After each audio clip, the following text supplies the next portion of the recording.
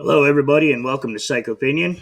While the rest of the world is focusing on the new Justin Timberlake and Taylor Swift albums and arguing about the new Crow, we're still here discussing serial killers. This week, we have a special episode because Liza's here. Special surprise.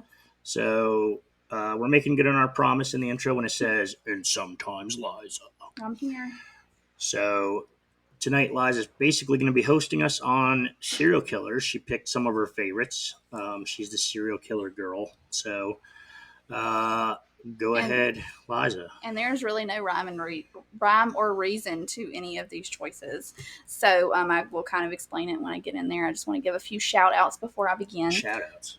Yeah, a few shout outs to my mama. Oh, Jesus Christ. She definitely helped me with this. We definitely texted back and forth. So, and a shout out to my work bestie, Kristen, because she had to deal with my bullshit. So, just a huge shout out to her. And I'm sure all of my coworkers will be happy to stop hearing fun facts about serial killers. So, shout out to them. I'm sure they won't stop hearing fun facts about serial killers. Well, just to hear fun facts, but it will be stranger things than serial killers. So, there you go. So, we wouldn't be here if it wasn't for God and all of the great men and women who serve our country. So, also to them. Continue. Yeah, so these are my top 10 serial killers. So wait a second, Steve, did you want to shout out to anybody or? No, man, we're good. Shout out to Flopsy Mopsy and Cottontail from back in the day. There you go. And Jen and Rob, we miss you. Continue. Yeah. So yes.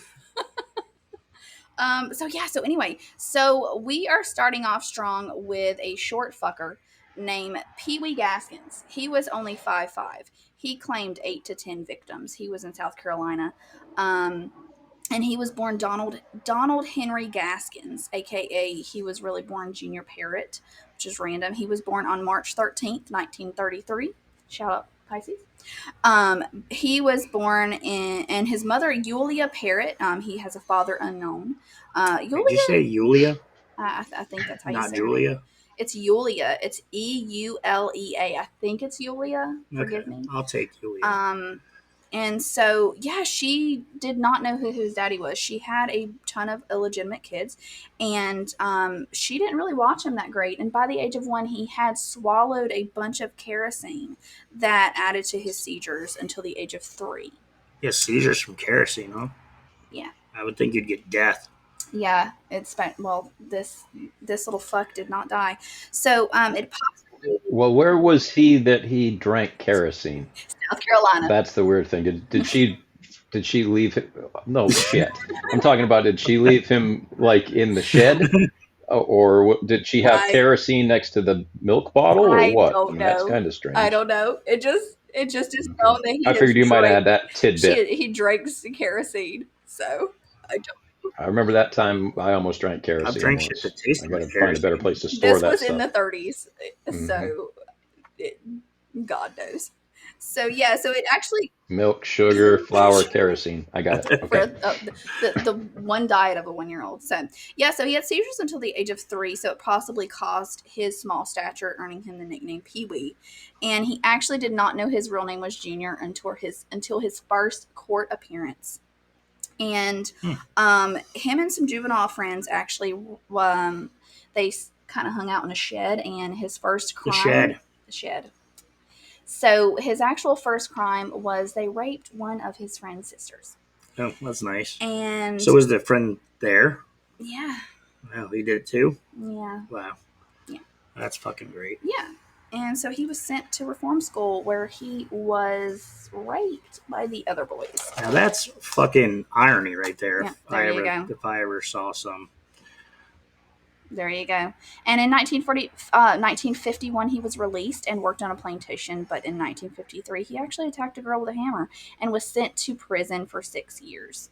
And he was also raped in prison, but then he decided that he wanted to stop being raped. And so he slit one of the dude's throats, and then he became a rapist again. And so he was known for escape. He escaped multiple times. And after being released again, it was in 1963. He was released and then he was back in it again in 1963. He raped a girl and realized he should not leave any more victims. And so he he claims to have killed hundreds of people, but I don't think that that's true. In 1969, he began to kill his first victim, and he said he killed a hitchhiker and tortured her, and then left her body in a swamp. And so he said he killed multiple men and women over the intercoastal highway that he did not know. And then he began, he said it would start when he would start to feel this thing start bothering him. And he would torture, suffocate, and stab the victims. And he would even eat them, as so he said. So he claims to be that cannibal. fits in with our old cannibal episodes.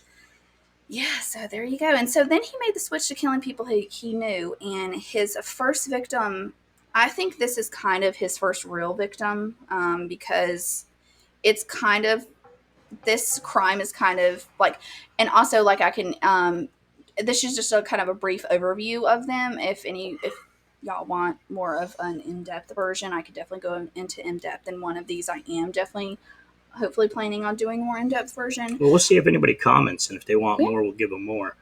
So, yeah, and so this murder was definitely sloppy, to say the least, because he killed his niece.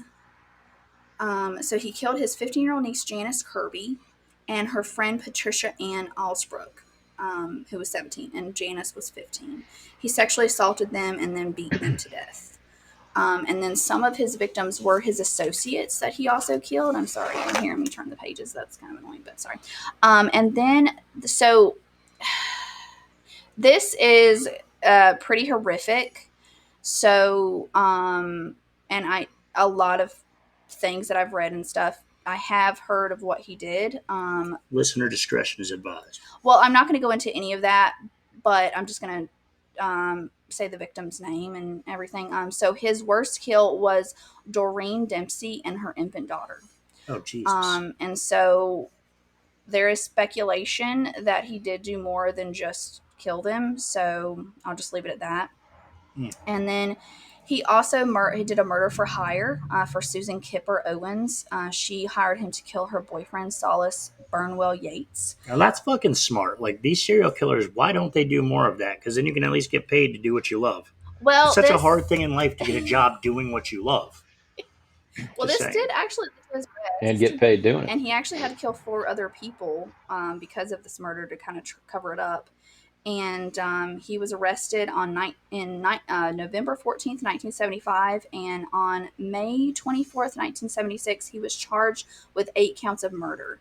He first received the death penalty, but then he was lowered to life. But then in September of 1982, he actually killed another inmate in a very inventive way. And his name was Rudolph. I don't know if I'm saying that. Rudolph Tyner, who then he received the death penalty. And okay, so you can't just say creative way. Like, we got to know more about that, right, Steve? So he ripped up some kind of like phone. And a lot of this is from like memory. So I'm sorry if I get some of the details wrong, but he rigged up like this phone thing. And so his plan, he had tried to kill him multiple ways and it just didn't work. And so he finally rigged up this phone thing and it exploded in the guy's face. And it like exploded so bad, like the guy like went way across the like walls and stuff. And so yeah, and so he was sentenced to death. And in September 6th, 1991, Gaskins was put in the electric chair and died. Okay, so I didn't want to interrupt Liza, but I do have a quick little story because she reminded me of this, and this is a very, very true story. Back in the day, I lived near Woodstock, New York. The girl I was dating at the time worked at the Woodstock hardware store. And I swear to God, one night she told me, I went to pick her up and there's all these police around and everything. And I was like, what the hell is going on up here? She said this guy came in and they had really expensive tools and things like that in the cases. Yeah. And he was looking around forever and he was looking at all these different hammers in this case. And he wanted to pick them up and see how heavy they were and stuff. Like, they were really nice, expensive hammers. And I mean, he was really meticulous about this shit. Like, he took his time, he was asking questions, and then he bought the hammer, took it outside, and beat the fuck out of his wife in the car in the parking lot. And damn near killed her. I think she did survive, but I don't know. You reminded me with the killing of the hammer thing. That's what came to mind. I was just like, yeah, that was a fucking crazy story. But anyway, Oh, that's horrible. I would feel like a cheap hammer I would have agree. done it, but maybe he was just like, I don't know. There must have been some kind of enjoyment in the moment or something of picking the right girl. thing. Who the fuck Yeah. knows what goes through these people's heads? Yeah, there's a lot of hammers in these killings. So then our next number 9, and in honor of Women's History Month, this is Guess who it is, Steve? Guess who it is? Oh man, Women's History Month. Who do we got? I don't You know. don't know? I don't know. It is going to No, be, it's not Lizzie Borden. no. No, it was She was not a close. serial killer. She was too. Yeah. Well, I Yeah. would consider her more of a mass murderer Well, I mean, because she killed 3 people in one setting. But there is Mm. there is some With people a think mask that on? she did not do that. So, I also heard things that she killed more than just them. well, there's also people think that that's legend too. So I don't know. Fucking A. So did you say a mass murderer or a masked I think she's murderer? more of a mass murderer because she just killed, like, if she did, allegedly, she killed 3 people. So, in one sitting. Okay. How many people you have to kill to be a You serial do killer? have to kill 3 people, but it has to be 3 separate times.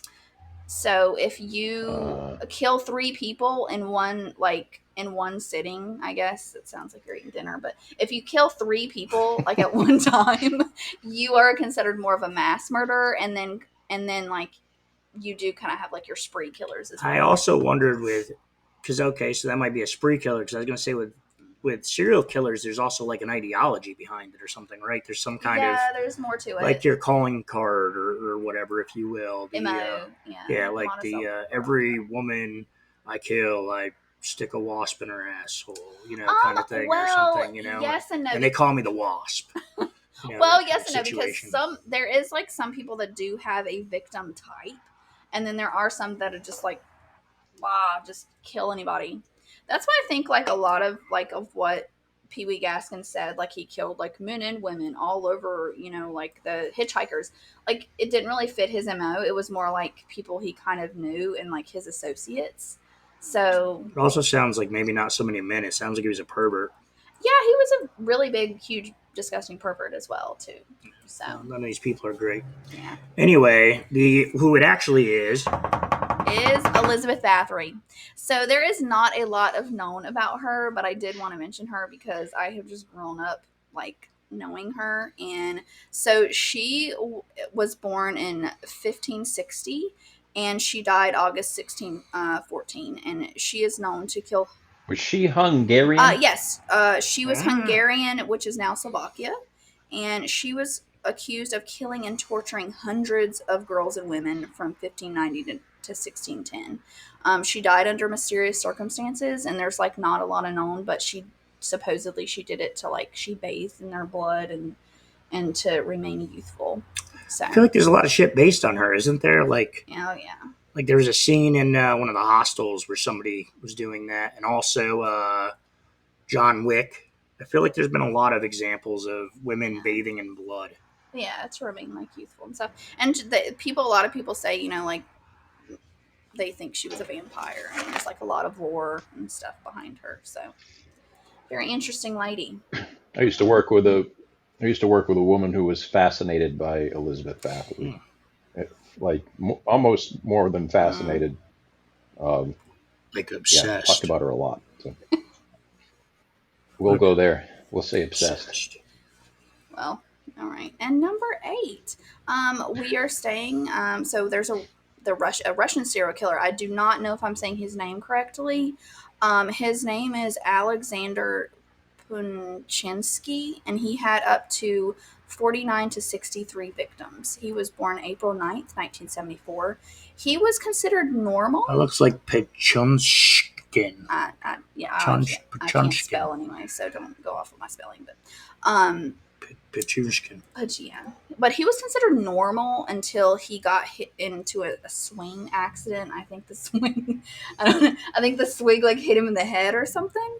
And then he started to film himself like threatening young children and moved into murder in 1992.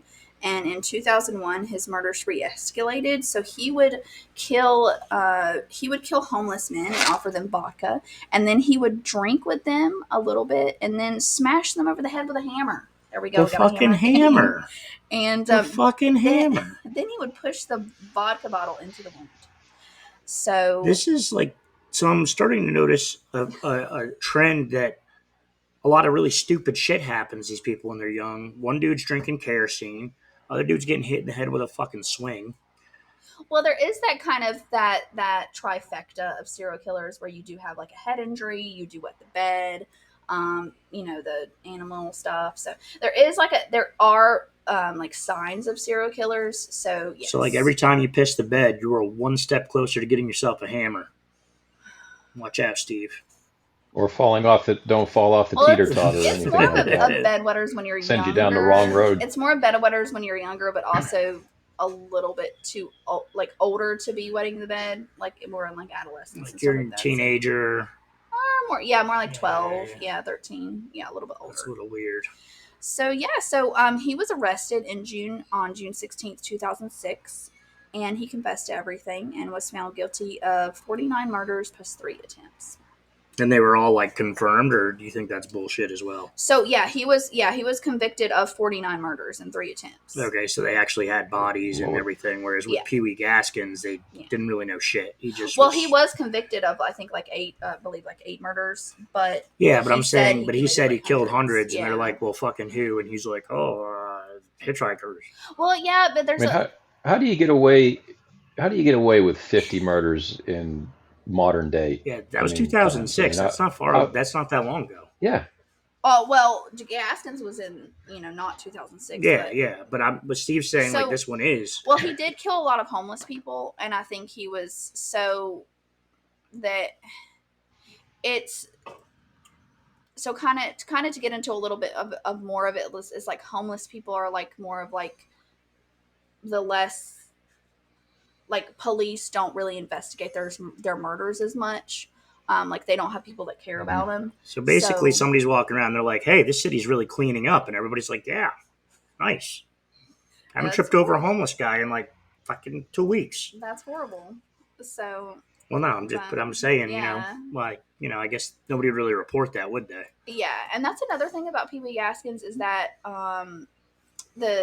for him to kill hundreds of people in the amount of time he said he did, they think that there would be more like missing persons, and there really just wasn't any. See, I would agree with that because hitchhikers and shit like that, they're coming from somewhere. They got people. They're either going to people or coming from people. They got friends, family.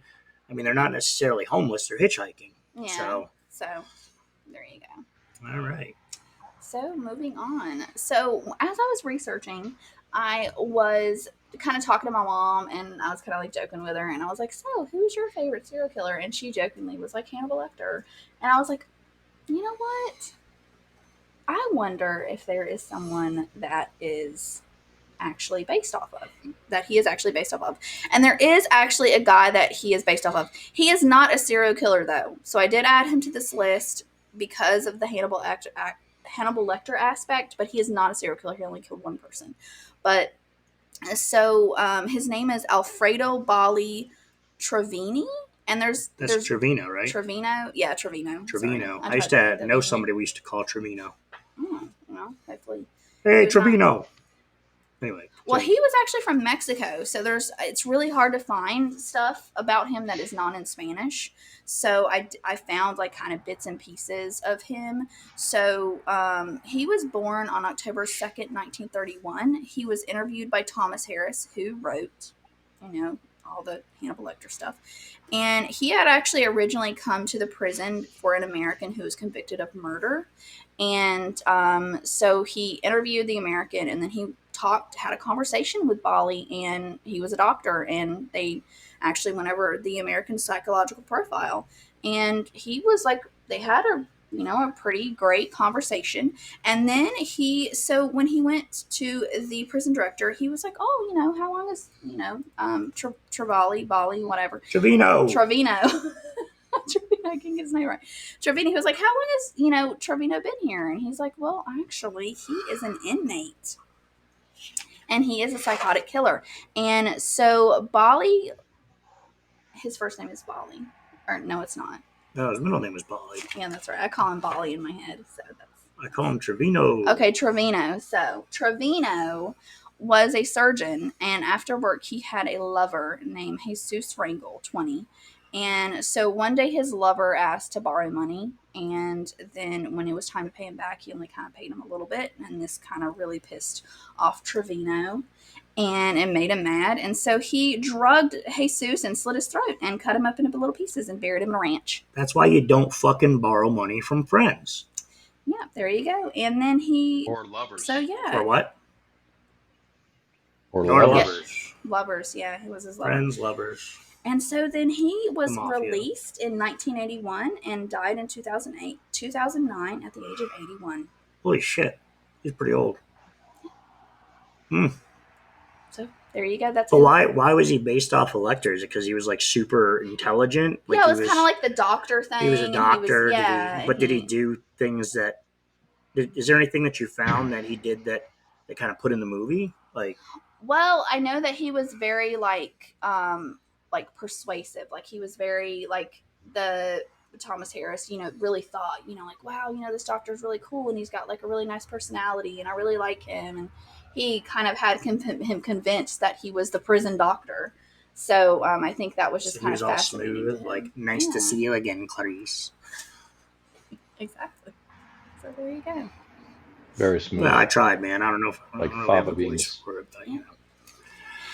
So, and then number 6, the man who John Wayne Gacy wanted to be, is Dean Coral. Coral. Dean.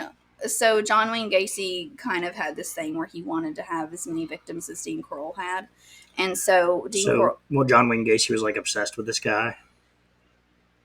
I mean, as far as like, why did he pick him? Like, what? Well, you'll see. You'll see. Stay tuned. If you know anything about John Wayne Gacy. I know a little bit about John Wayne Gacy. Okay, well, Clown. Renowned artist. Well, Dean Coral was the Candyman. Ooh, the Candyman. Or Candyman. And so he actually had 27 victims. He was born on December 24th, 1939. He was born in Fort Wayne, Indiana, the first child of Arnie and Marge. His parents divorced in 19... Those are some fucking names. Arnie and Marge. I think that was her name. Together, it's priceless. His parents divorced in 1946, and his mother remarried to a man named Jake. Oh, Jake, that's a hell of a name right there. He must have been pretty cool. Then they moved to Vidor and started a candy business. Vidor what? I don't know. It didn't say. I think it's Texas. Vidor, Texas. So then they started a candy business, since earning him the name Candyman, and he actually, got this business. And Dean had 2 accomplices named Elmer Wayne Henley and David Owen Brooks. So this is where a lot of John Wayne Gacy stuff comes in. There are speculations that John Wayne Gacy had accomplices. Holy fuck, it is Texas. You sounded like you guessed. All right, I'm sorry. Redo that. I was just impressed. This is where the murders happened, was in Texas. So, but there are a lot of speculations that John Wayne Gacy did have a lot of his younger male victims. He killed them, they would help him do it, and then he killed them because one of the victims that he let go wrote a book and swears to God there was somebody else in the room with him. So there's a lot of... Oh, he had another person with him. He didn't have the boys kill the other boys. Yeah. He had an accomplice, an unknown accomplice. Yeah. And so that's even more kind of thought of because Dean Coral did have Elmer and David helping out with these murders as well because he would pay them and stuff like that. And so some of the victims Dean knew, and some of the boys even worked in Dean's candy shop. And so, take it to the candy shop. Yeah. So the boys and Dean would lure them and tell them there was a party, and they would give them alcohol and drugs. And then after they passed out, they were handcuffed and stripped naked and tied to a plywood board, and they would torture and rape them. And sometimes they kept them alive for days. And after they would shoot and strangle them, and he would make the boys even write letters to their families to kind of stop suspicions of their death. And then on August 18th, 1973, Elmer brought Timothy Leary and Rhonda Williams to the house. The Timothy Leary? No. Like the Tim? Okay. And so Dean was pissed that he brought a chick to the house. So he actually gave marijuana to them and until they passed out. And Dean tied all of them up, including Elmer. And then Elmer convinced him that he would help him kill and torture the others. And so Carol and he let him go. And then Carol and Elmer got into a fight. And then Elmer shot and killed Dean. And then the police, and then Elmer, the girl, and everybody, they told the police, and then the police didn't, they were like, okay, this is weird. And then they started digging up his boat sheds. And this strange. So then they started digging up his boat shed, and they actually found 8 of the bodies wrapped in plastic. Elmer Henley and David Brooks were convicted. Dean was never convicted because he died. Elmer was convicted of 6 terms of 90 years. He served consecutively for 6 of the murders. David was convicted only of 1 murder and received life. So wow, I never understood that. What's that? 6 consecutive life sentences. What I mean, it's for each of the victims.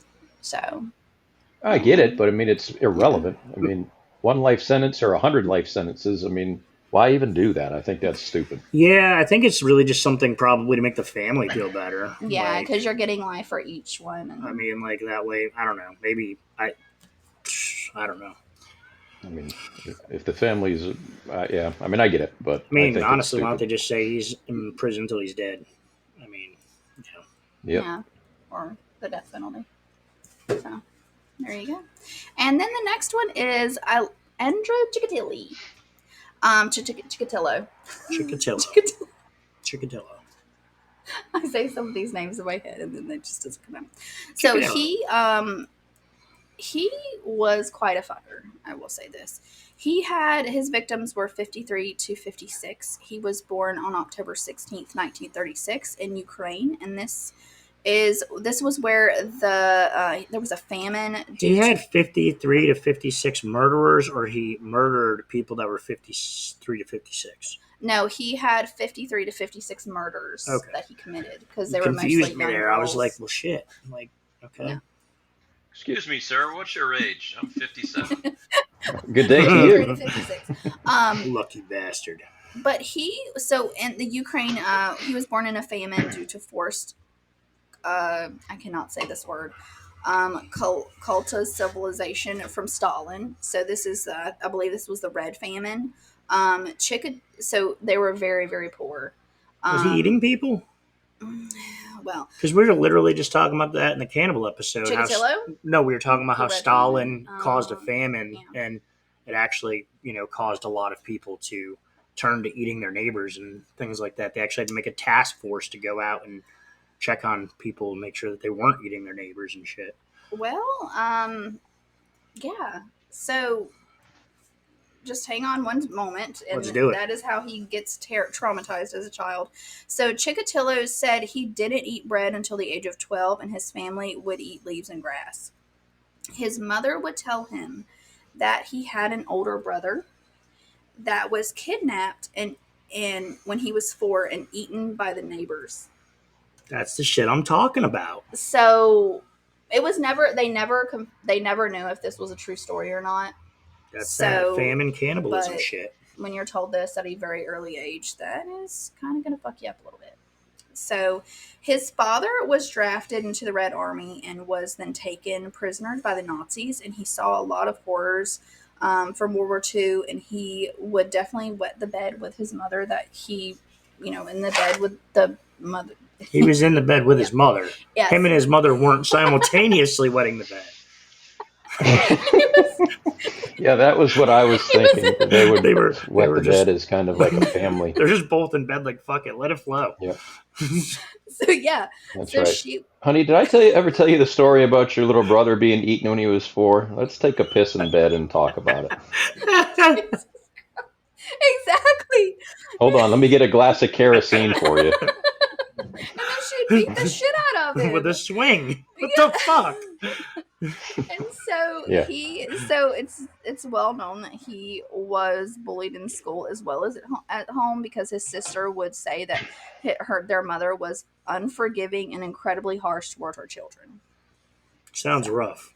Yes. Jesus Christ. So yeah, he had an interesting childhood. So he basically had to eat leaves and grass, and was told his brother was eaten, and quite a lot of it going there. I wonder if they had seasonings or sauces for this leaves and grass. Probably not, because it was like famine. But I mean, you probably had to be able to find like some fucking oregano or something somewhere, salt block or something, some shit. I don't know. Yeah.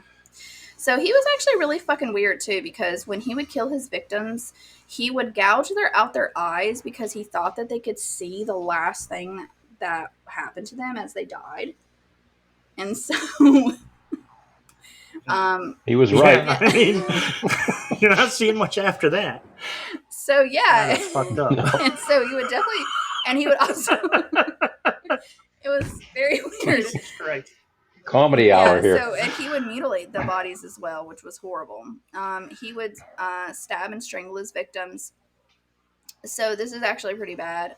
He was a huge shit bucket because most of his victims were young girls and women and boys. So like young girls and boys and women.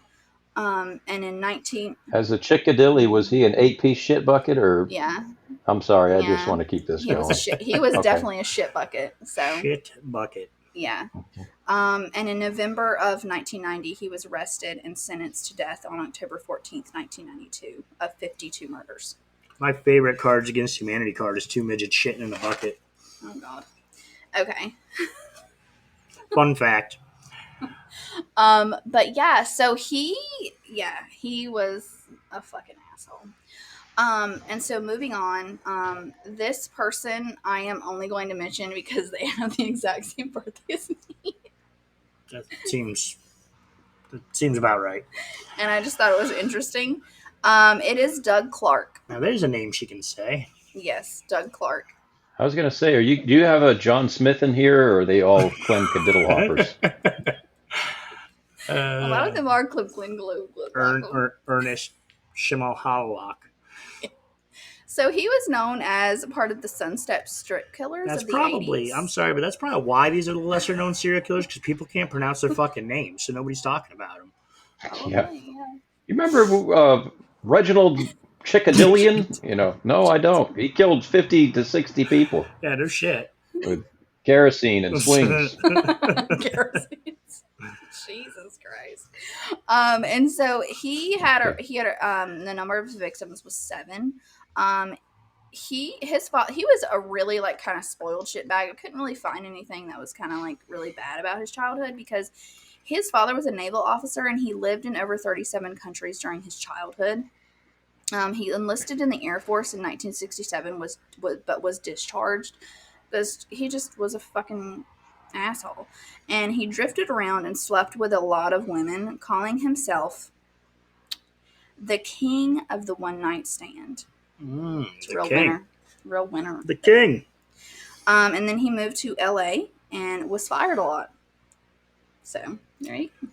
The king of the unemployed. Yeah, not the king of the one night stand, the king of the unemployed. And so in 1980, he met a woman named Bundy. How are you supposed to keep a job if you're sleeping with that many women? I mean, really? I don't know. Just saying. In his defense. Ugh. In 1980, he met a woman named Carol Bundy. So Any and relation to Ted? I don't think so, no. I And they moved in together and found out they both had the same weird, fucked up fantasies. So Oh, they're a match shit. made in heaven. This made good old Dougie Clarky Poo want to settle down. It is nice when you find somebody with the same fucked up, twisted fetishes that you have. I'm just saying, it sucks to live a life alone with those kinds of things. Yeah, and his victims were lured to his car, and he would tell them to perform oral sex on him, and then he would shoot them in the back of the head. That sounds fucking dangerous to your penis. Was he done with that? Like the head afterwards? Like, what if you accidentally shot your penis? That's fucked up. I'm sorry. I'm not. He shot him twice. I think it was more of like I don't know. I don't know. Jesus Christ. But Bundy knew about these. The first shot didn't kill him. Jesus Christ. You are some fucked up bastards. I'm not trying to make fun of him. I'm just saying, like, that bullet goes I wish through. he would have shot his dingling off. I mean, it sounds like he could have. He's Oh, pretty man. disgusting. I wish he would have shot his dingling off. That This would does not sound like a good idea. Because he's a fucking idiot. He's really stupid. And not to mention, like, Carol Bundy, she knew about the murders and then told a man. So she would actually put makeup on the victims after they died, and then Doug would perform sexual acts on them. And so she told a man named John Murray, and so she thought he was going to tell the police, and then on August 5th, 1980, she lured him to the back of a van and shot him in the head. This guy doesn't waste bullets. Yeah, and so then they were caught, and Carol, not Ted Bundy. Carol Bundy confessed to everything, and Doug, he like tried to play innocent, like she made me do it, and all this kind of fucking bullshit. And then for her testimony against Clark, Bundy got a plea bargain for life,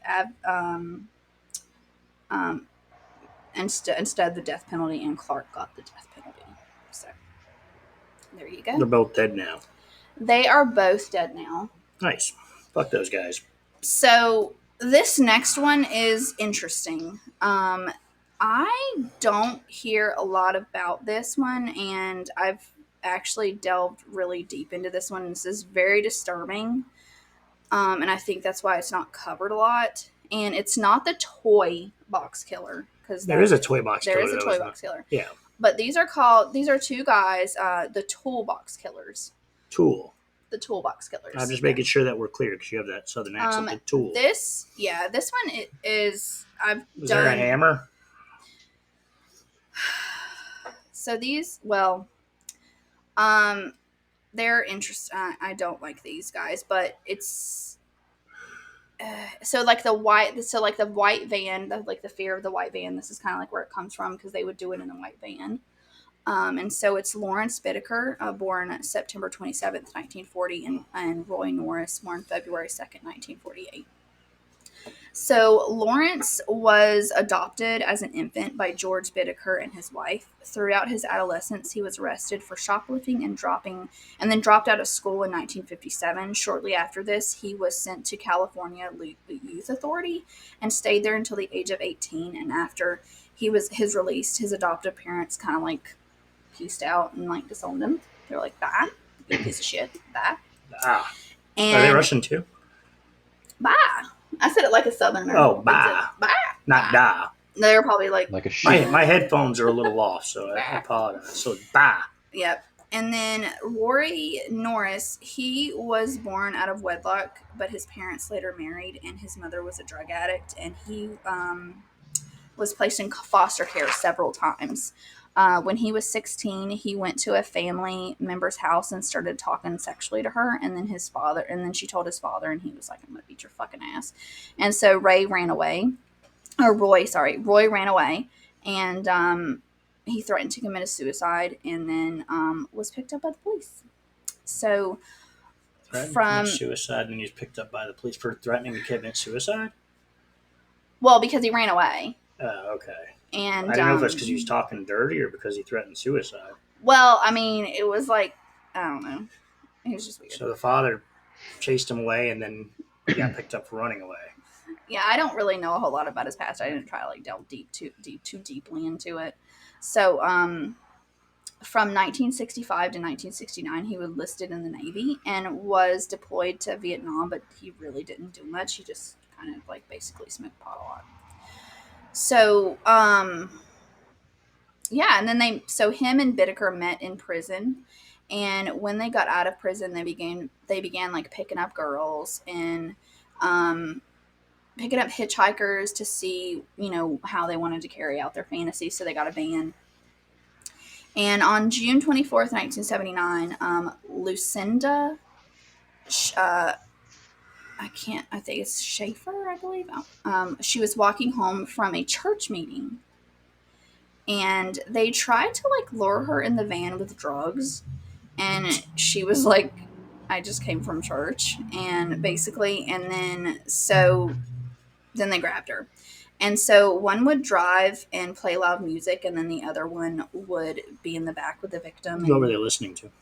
I don't know, probably shit music. And so this is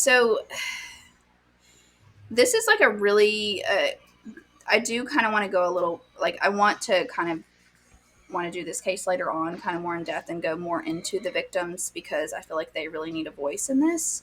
And these guys, because they did like to record, first it was written record, and then later they would do audio tape. And on October 31st, 1979, they abducted Shirley Lynette Ledford, 16, and they taped her murder. They used this in the FBI. And one of the guys that played in Hannibal Lecter did not believe in the death penalty before he heard that tape. And then after this, he believed in it. He played in Hannibal Lecter? I can't remember who it said, but it was one of them said that he believed. And they do, they haven't released this to the public. They have released this, the transcripts of it, and I have read it. And they played it at her trial, and there's videos of people walking out of the courtroom, and when they open the courtroom, you can hear her screaming, and it's pretty bad. And so it's a pretty, I would not recommend looking up the transcripts because it is pretty horrific, and I definitely sobbed while reading it because it was horrible. And so Bittaker was sentenced to death. Norris was sentenced to death for 45 years on May 7th, 1980. They're pretty fucked up. Sick bastards. Yeah. And then moving on to Israel Keyes. What is this one? Number what? Number 2. Number 2. Number 2. On the countdown. Yeah. He was... Are we actually counting down to like your favorite, or are we just random? Well, I guess I don't want to say like my favorite serial killer, but the one that I think is probably one of the most fascinating. Okay, so we are counting down to something. Kind of, okay. Yeah.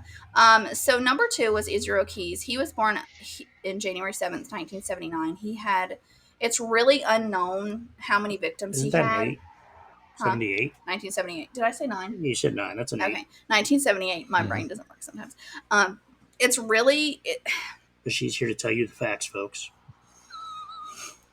A lot of this is very like he was a very scary person because he was extremely smart. I've heard about this one. This guy was one of, he's pretty fucking nuts. Yeah, and so it could be anywhere from 3 to 11 victims. It is known of 3 victims. He was born in Richmond, Utah, the second of 10 children. His parents were Mormons, and he was homeschooled. That's it. It's Mormons. Yeah, and they lived in a one-room cabin with no water or electricity. In 1997, Was he in one of those like Mormon communities? A lot of those Mormon communities are like run down as shit. Like they're awful. I think it was on that. I think it was a different kind of a community. They were Mormon, but they were like in a different kind of community, if that makes sense. And then in 1997, he sexually assaulted a girl and actually stalked her in a river hole. What is that? What? What is the tire thing? What's the tire thing? Tube. A river. She was like in a river tube, and he like stalked her. Isn't a river tube like a tire? The inside of a tire, right? And then Yeah, but it's like an inner tube. Yeah, inner tube. So yeah, An inner tube. And he was like stalking her and For a like tire. yeah, and he originally planned to Stalking somebody with an inner tube.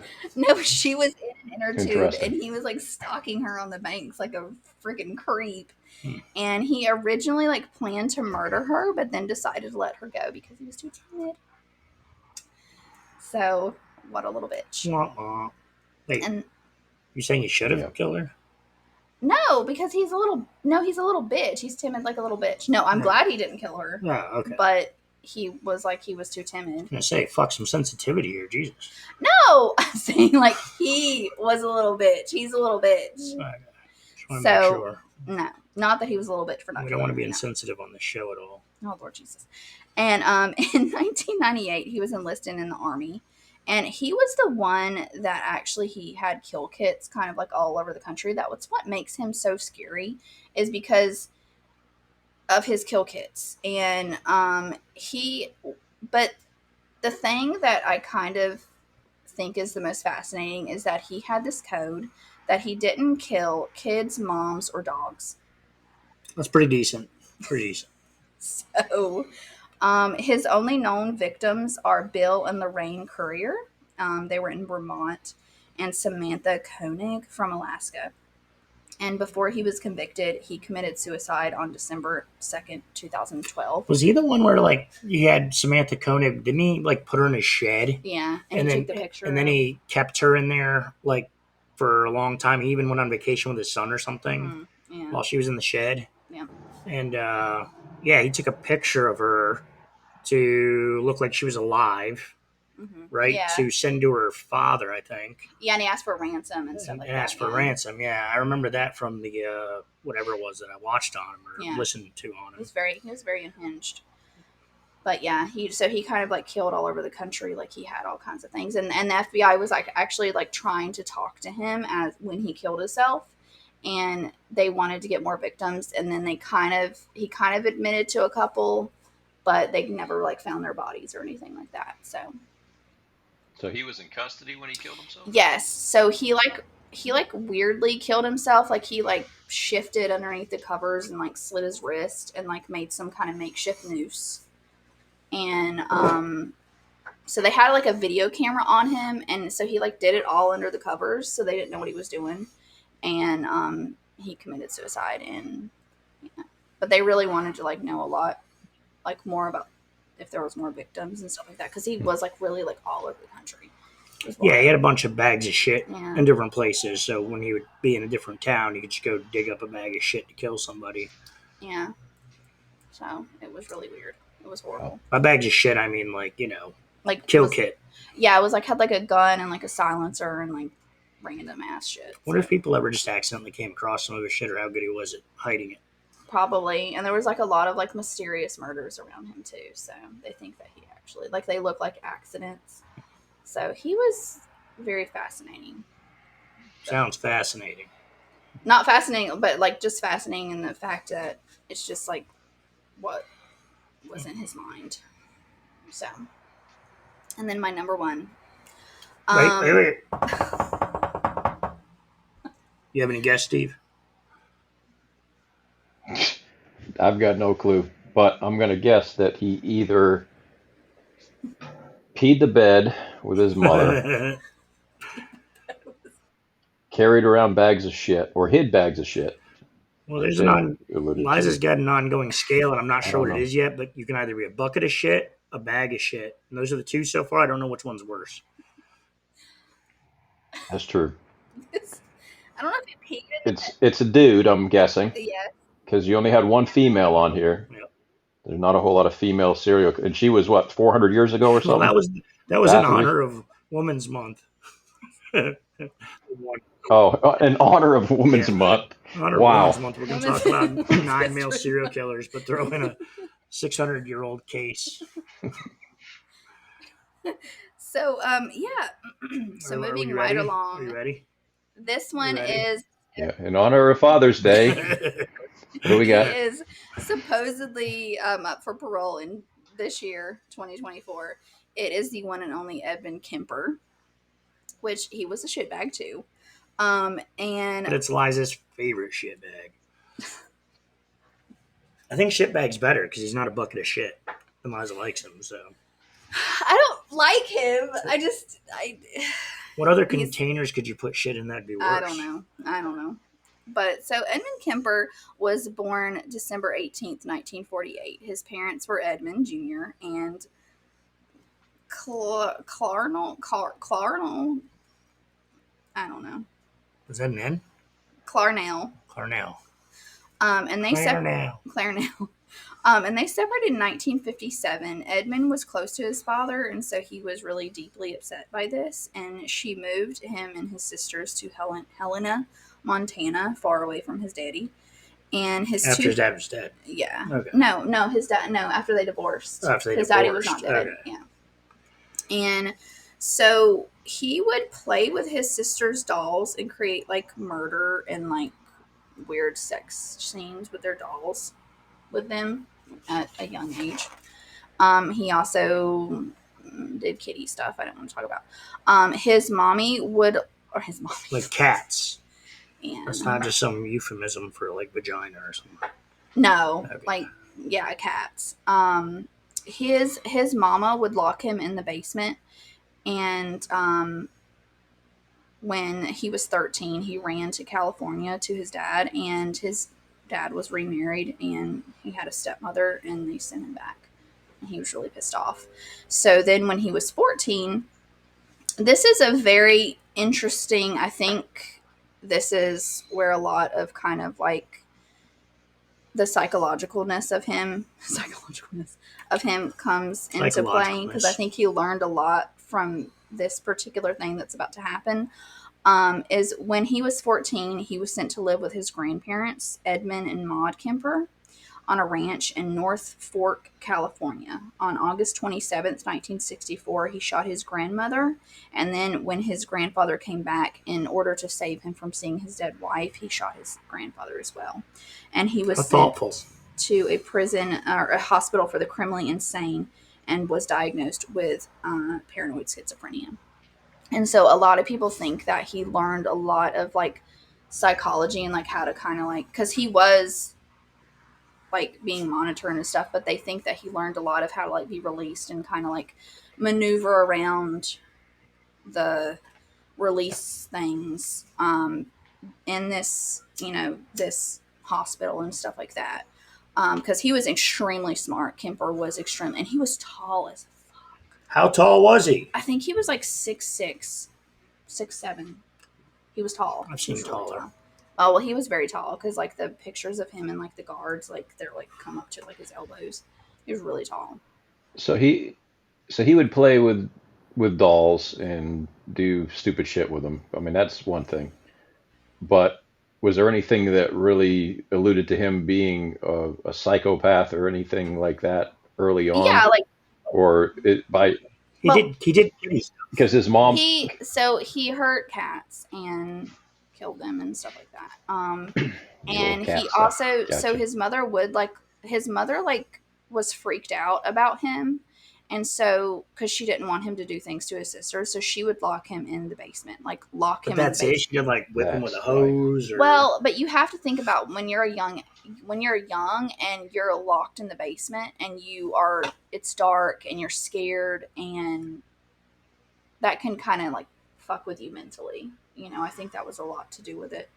And then also, like his mother was there is like speculation that his mother did have like borderline personality disorder, and so she kind of that had a lot to do with it, because he had a very weird thing with his mother, which you'll find out later. Be very very careful of people with borderline personality disorder. Yeah, and so that's like the worst.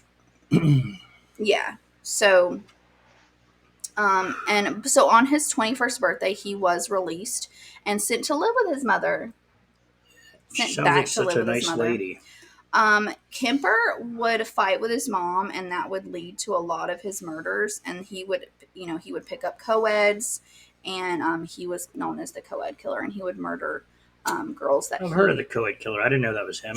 Yeah, because his mother like worked at the college, and so he had a sticker on the car, and they would tell girls don't get into a car unless they have the sticker, and he had the sticker. Oh, he had the fucking sticker. Yeah, Who and would've thought? so I have heard this. I don't know how true this is, but I have heard that he has said that if they would get in the car and they would talk about him, like if they would talk about the co-ed killer, he wouldn't kill them. So Fair. it was really interesting. I'm so glad you're not the co-ed killer. Fuck. Yeah. And so, Yeah, I wonder how many times that came up. and he actually was like friends with the police too, randomly. Like he knew them, and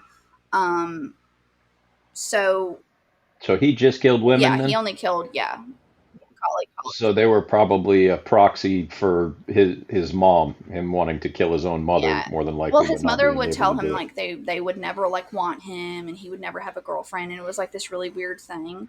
And so his last victim was his mother, and he waited till she was asleep, Shit. and he hit her in the head with a hammer With a fucking hammer. and slit her throat. He cut her head off and then raped her corpse. Holy fuck. Good grief. Yeah, so he had a very weird mother thing. Yeah. Holy shit. Then he called her friend over and killed her as well. His mother's friend? His mother's friend. What'd she do? He just wanted to kill his mother's friend. Just didn't have enough, like, old lady killing. He's like, I need more old lady. I guess so. I don't know. It's like cowbell. I need more lady. He went on the run for 4 days, and he called the police, and he was like, I did those murders. And the police were like, what? No, you didn't. And then they like Shut actually up, Edmund. like found out that he did. And so on April 24th, 1973, he was arrested. He wanted the death penalty because he wanted to actually die in the electric chair. But there was a short time in history where the death penalty was like off the table, and so he got life. And he is still alive today. Not only did he not get life that he wanted, but he's up for parole. Yeah. But I think he has pretty much said like he does not ever want to be released from prison because he just does not. How can you be up for parole after cutting your mother's head off and raping her? California. I mean, that's Dude, it's the legal system, man. I mean, California. you see some people do some heinous shit and they, like, you know, do a couple of years and then somebody else, you know, does almost nothing. I don't know, man. It's like there's so Unbelievable. many. I think what it is, I think there's just so many individuals involved that you know, people just have different ideas about shit. I guess. I mean, but I agree with you. I don't understand how something like that. It's like, I mean, you've got to be pretty mentally fucking unstable and pretty mentally ill to do something like that. Well, he was diagnosed with schizophrenia, paranoid schizophrenia. So Probably wasn't taking his medication, yeah. or if he was, they need to take that shit off the shelf. Yeah. But That's wild. yeah, that's pretty There's a- fascinating stuff there. Yeah. So I tried not to. So out of all 10 of those, Jake, who were you fascinated by the Well, most? If I had to so I'm gonna kind of challenge if we have anybody out there listening to comment and kind of tell us if there's somebody that you want more detail on, or maybe there's somebody you feel Liza didn't really get into enough detail on. I mean, we'd be happy to either do another episode or have a Psycho Opinion sideshow Yeah. about it. But out of those, I'm not gonna lie, man. I'd probably, I mean, I know a little bit about him, and that's why I don't want to say Israel Keys, but I kind of think he was the most interesting in some ways. He's definitely a lot of mystery too, because there's a lot that he died and they don't like. It's really sad that they couldn't find the victims' bodies, or they didn't know he was responsible for certain things, or some of the families didn't know what happened to their loved ones and stuff like that. I think because he was just so like calculated and how he just like set everything up and stuff like that. So I mean, I think he's the most interesting, but I also wouldn't mind hearing more about Bathory because.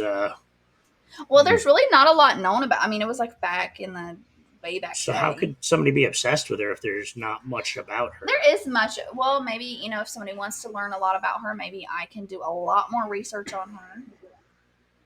Maybe. So. How about you, Steve-O? Who you like out of that group? Yeah, well, I've heard about Bathory a lot from this person that I worked with, so I do know about her. Was it just like interesting random it's facts? Like wild. you're walking But out of the bathroom and she's like, "Hey, and guess what else?" You want a fun fact?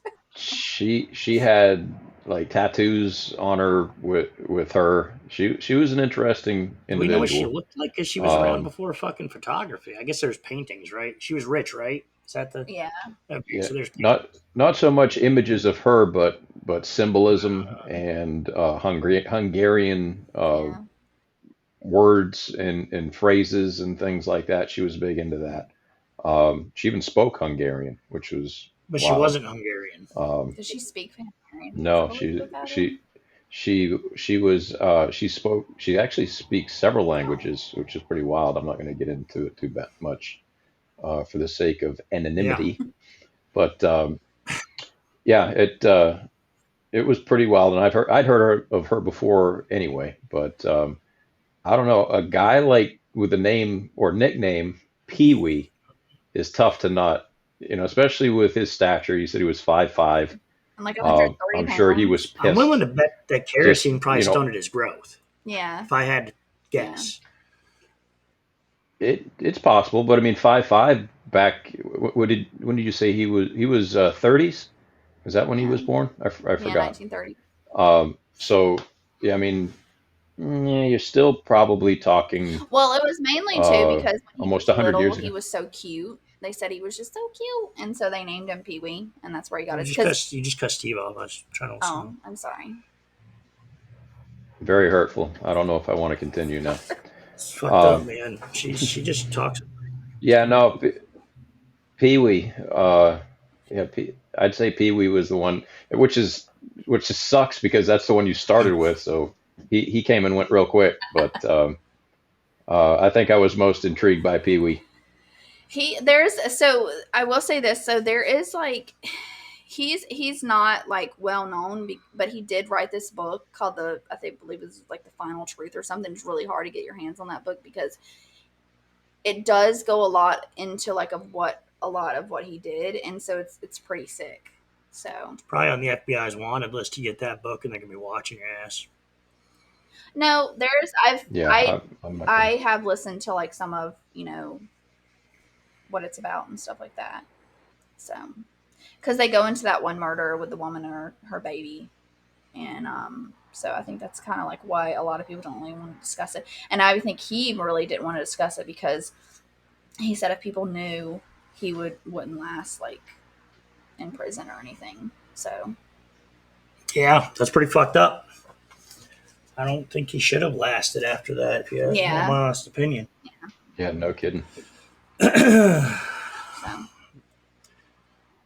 Yeah, I'm shocked that you can continue to kill people in and out of prison and yet still be released from prison the next time you go, even though you've murdered multiple people. Well, it's time for you to head. Yeah, what about that guy killed 5 years ago in prison? Maybe Like it maybe seems. killing's kind of like that thing, you know. It's like I've known a lot of people in my life and seen a lot of people at work, and it's like you always have that one guy that can just do nothing and just like fuck up and get away with it, and he stays employed. And then mhm. you'll have somebody else, and they Mm, like, I don't know, did one thing wrong and got fired. It's like I don't know. Yeah, Some people just have this ability to like just get through. Like regardless of what they're doing or not doing. I yeah, mean, I don't know if it's the same kind of situation, but it kind of seems that way sometimes that, you know, some people just have all the luck when it comes to getting away with shit or people not noticing right. something or I don't know. Maybe that's what it is. I mean, I wonder if by his demeanor or the fact that he was 5'5" and maybe had a baby face or something cute or whatever, like you said, he wasn't as imposing as your 6'7" guy and he there. What was his name? Israel Well, or the other guy there. Ebony Kemper, and Um, he also had a very feminine. Like yeah, I've heard his voice before, and he does have a very feminine kind of like older lady voice. well, Edmund Kemper, though, they didn't believe him either because he was such like a gentle giant type. Yeah. The police were like, hmm nah, come on, man. Like, no way. Mm-hmm. But apparently so. Yeah. Apparently so. They're out there. They are evidently. out there. Yeah, there are a ton of messed up people. Yep. Tons. So anyway, we're reaching about our hour here. Um, Even though we weren't talking movies, this we still focus on movies and we kind of have routines here. So, Steve, you have a recommendation prepared for us, or Ooh, not really. I guess if we were to do a movie based on a serial killer, doesn't have to, but it would fit the theme.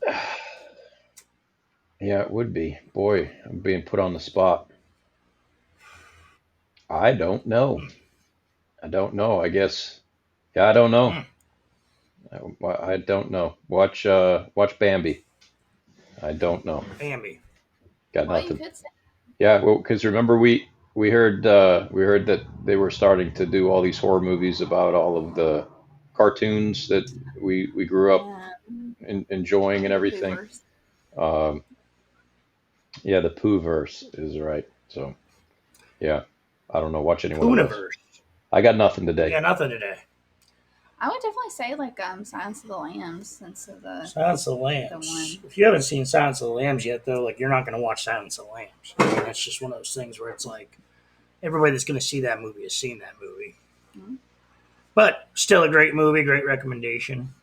I'm having deja vu right now. We've done this before. Well, what about what was it called? Manhunter? Was that the original?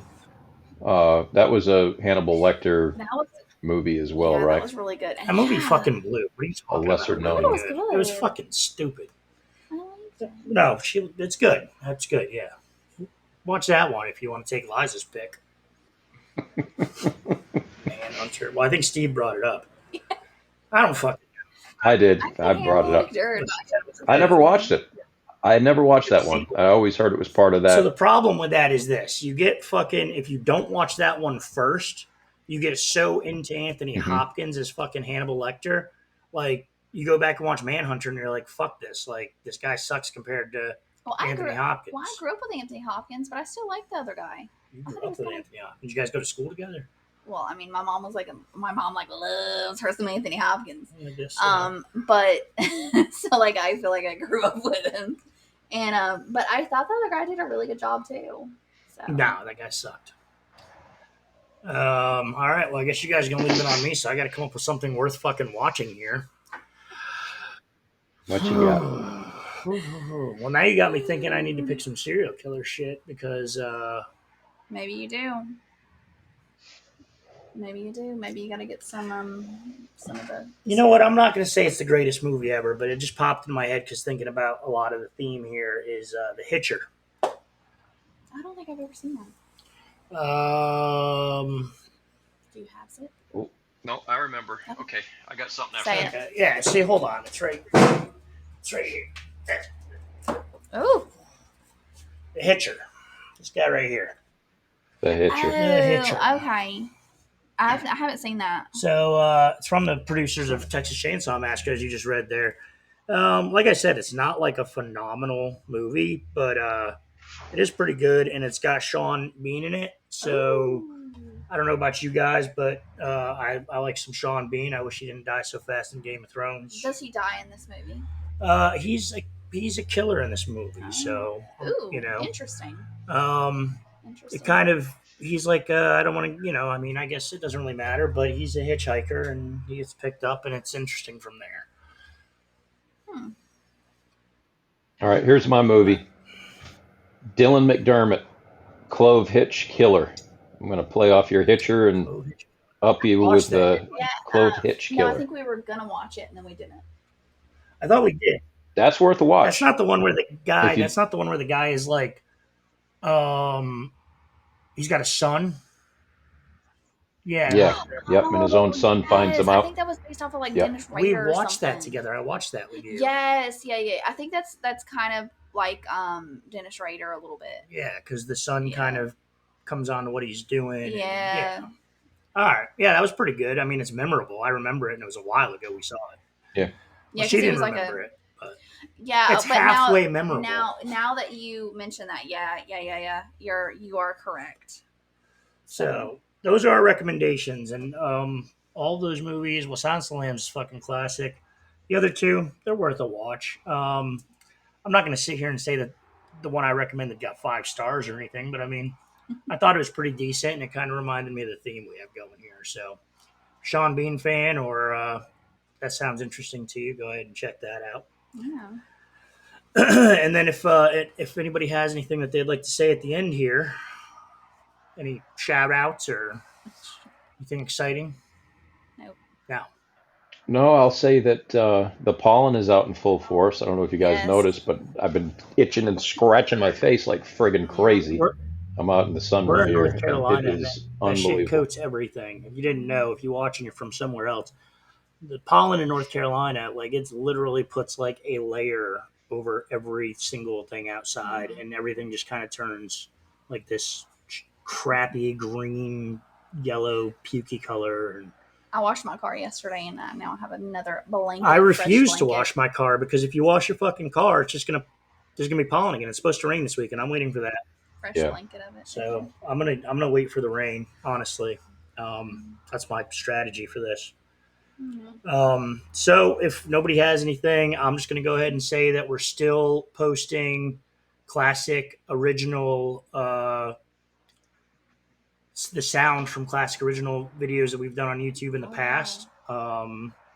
So please keep an eye out on those. I think the next one is going to be the Kitty Genovese one, which was one that Liza and I had done a while ago.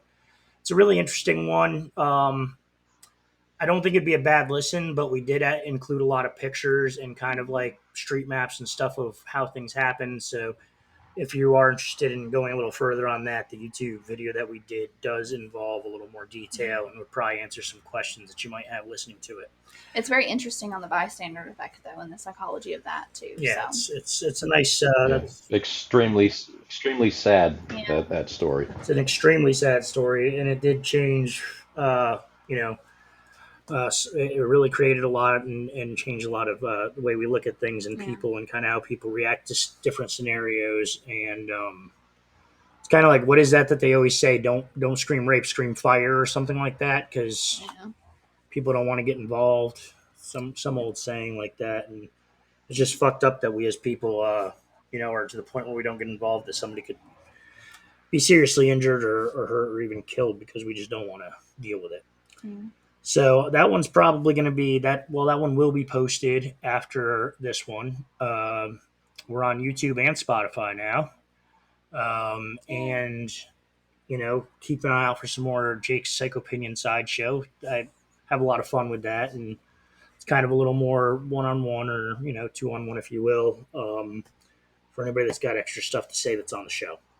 So, without further ado, I will end with my routine of giving you a movie quote. And I picked one that I think is perfect for tonight, and that's that a boy's best friend is his mother. Oh, Everybody have a Jesus. great night, morning, evening, day, drive home, whatever it is that you're doing. We'll see you soon.